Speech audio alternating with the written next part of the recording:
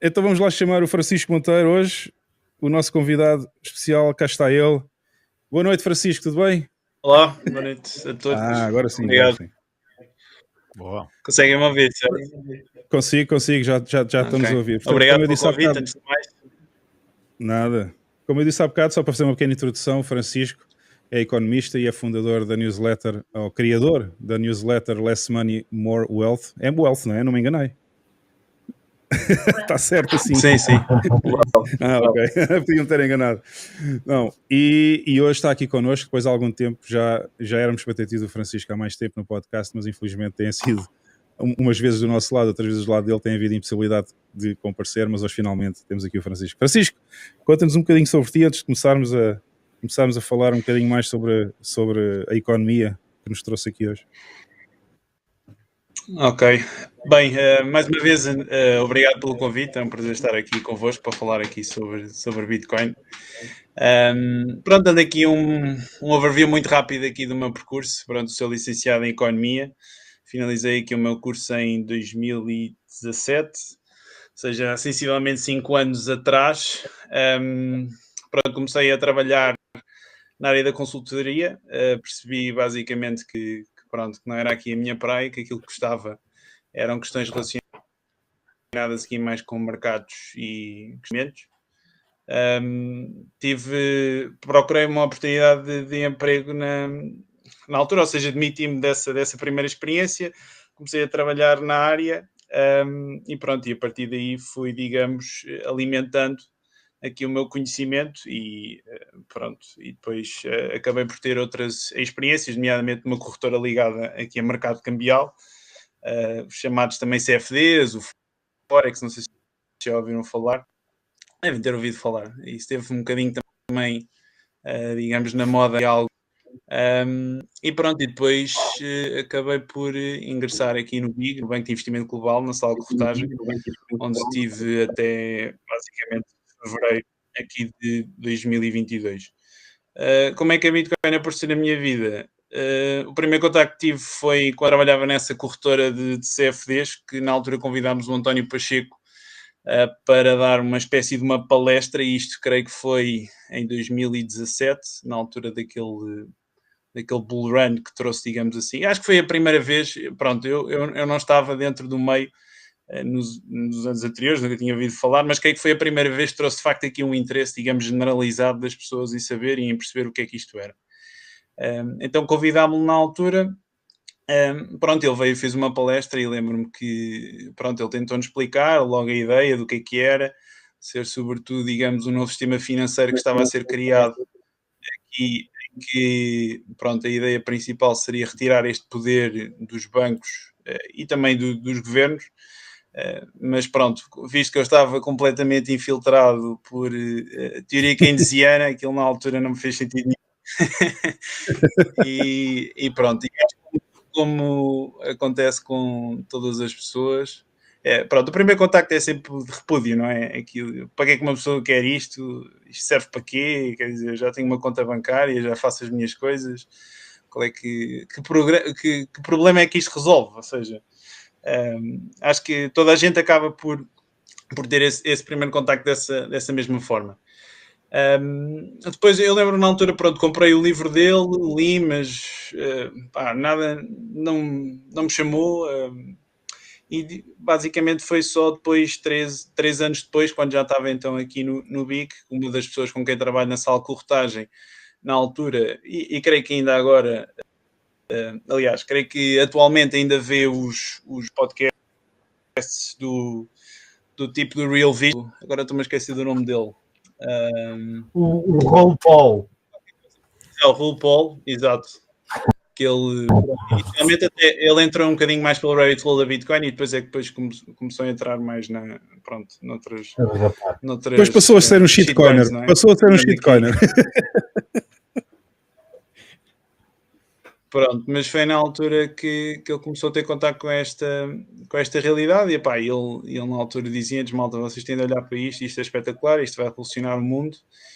E foi aí que eu comecei a estudar o assunto com mais detalhe, e depois lembro-me que foi quando li o padrão o padrão Bitcoin, que lembro-me naquela passagem em que falava sobretudo sobre o poder que os Estados têm para alimentar guerras e para alimentar gastos relacionados com conflitos armados, que me deu o clique, ok, nós realmente precisamos de Bitcoin mais do que nunca, e o mundo seria completamente diferente se vivêssemos num padrão Bitcoin. E pronto, e foi a partir daí que comecei a ler outros livros, a ouvir podcasts, e sinto que não só tirei uma licenciatura, como acho que reaprendi a economia e uma licenciatura em Bitcoin, também se pode dizer, porque de facto a quantidade de... Isto toca tantos assuntos que uma pessoa realmente no início fica chocada. Só o facto de que, Mas, por exemplo, eu tenho uma pergunta para te fazer. Força. Eu tenho uma pergunta para te fazer, porque eu sou muito curioso sobre este assunto. Eu nunca estudei economia na faculdade, a minha área de estudos foi outra, mas eu tenho esta dúvida desde há imenso tempo e acho que vou-te perguntar a ti, porque tu passaste pela economia, portanto tens que saber. A economia que é dada nas faculdades é keynesiana ou é keynesiana pura, ou há mais alguma coisa que se estude nas universidades quando se tira um curso de economia? Sim, o que eu senti depois de toda esta experiência, digamos, dentro que nós no meio económico, de pensamento, e realmente aqui um enviesamento de uma em detrimento da outra. Ou seja, eu até sinto que de certa forma toquei mais propriamente o marxismo do que a escola austríaca durante esses 3 anos e meio que estudei na Nova.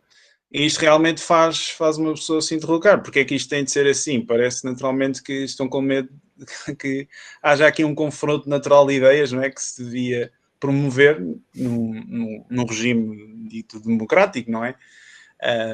Mas a verdade é que, acho que qualquer pessoa com 2 dedos de testa consegue perceber que há aqui um grande conflito de interesses, porque grande parte daquilo que a escola austríaca defende acaba por ficar de frente com toda a teoria que é proclamada aqui por Keynes e que acaba por ser difundida aqui na dita academia e pelos chamados intelectuais dos dias de hoje, que acabam por dominar tudo o que seja, digamos, o pensamento económico. Se nós formos aqui para, digamos, os economistas de referência, aqui um grande aspas. O primeiro que lembro é, por exemplo, o Paul Krugman, que é uma pessoa que já deu provas de estar errada variedíssimas vezes em vários aspectos e continua a ser uma voz, digamos, respeitada dentro da própria academia. Ou seja, basicamente o que estás a dizer é que somos formatados pela sociedade, desde que nascemos até ao fim das licenciaturas, a pensar de forma keynesiana. Basicamente é isso. É assim, eu só posso falar da vertente económica, não é? Mas sinto isso. Sim, é dessa que eu estou a falar, obviamente. Claro. Mas sinto que, lá está, nós também quando estamos na faculdade somos também pessoas mais ingênuas, temos menos experiência de vida e acho que também acaba por encaixar-se melhor nós estamos a levar aqui um bocadinho com esse doutrinamento nesta fase, porque naturalmente se estivéssemos a aprender isso de uma forma, numa altura mais tarde na vida, se calhar desconfiávamos aqui determinadas coisas, apesar de eu pessoalmente ter tido vários momentos, digamos assim, durante a minha vida, fazendo aqui se calhar a analogia ao Matrix, eu tive vários momentos assim, tipo Neo, em que eu percebi que isto estava aqui, havia aqui alguma coisa que não fazia sentido, porque, por exemplo, o meu pai, nós na nossa família temos uma pequena empresa, nós fazemos enxertos vitícolas, e lembro-me do meu pai andar a fazer, isto para aí quando tinha 14, 15 anos, o meu pai andava a fazer assim uns testes, a tentar ver como é que podia poupar em termos de custos de produção, e eu na minha cabeça pensava, ok, se isto realmente resultar, isto vai se traduzir em 2 coisas, maior capacidade para pagar salários e sobretudo maior capacidade para baixar preços, ou seja, para termos um sistema deflacionista. E por isso é que isto sempre me chegou e depois uma pessoa leva na faculdade logo na primeira aula de macro. Não, inflação, os preços têm de subir 2%.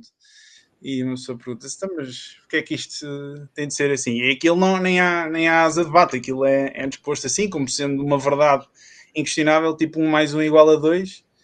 E pronto, e quem diz a questão da inflação diz outras, como naturalmente pronto, a questão, por exemplo, do dinheiro e de que... Ou seja, nós nem sequer debatemos o próprio dinheiro como uma tecnologia, como algo que acaba por eventualmente, ou como ou havendo, não discutimos sequer a possibilidade do dinheiro advir do mercado, ser um bem que é criado no mercado, é logo apresentado como algo que tem de ser do Estado e pronto, isso não é sequer questionado. Ou seja, há claramente um enviesamento em detrimento de uma doutrina a favorecer essa mesma doutrina em detrimento de outros.